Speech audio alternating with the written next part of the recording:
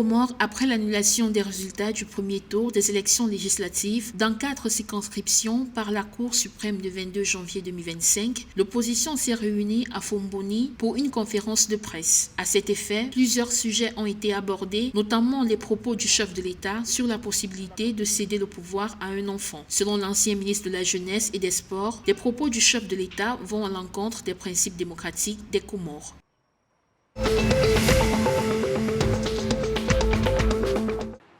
Madagascar veut produire 30 000 tonnes d'engrais organiques par an afin d'augmenter et d'améliorer la production agricole. À cet effet, l'État prévoit d'établir des usines de production d'engrais locales afin de réduire les coûts pour les agriculteurs. Près de 90% des producteurs n'utilisent pas d'engrais minéraux dans ce pays en raison de leurs coûts trop élevés, selon un compte rendu du Conseil des ministres.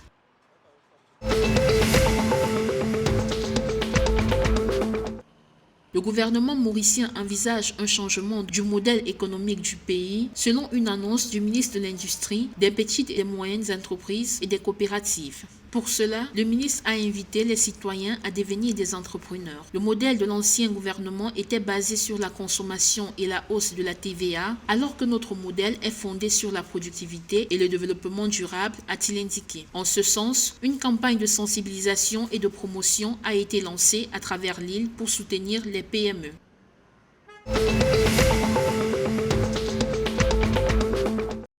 Le jeune raquette malgache Mirija Andreyantefiyassina a été éliminé lors du championnat d'Afrique de tennis U18 qui se déroule au Caire en Égypte. Mirija Andreyantefiyassina est éliminé au premier tour de la compétition après sa défaite face au Sud-Africain John Botma en 2-7, 1 contre 6 et 3 contre 6.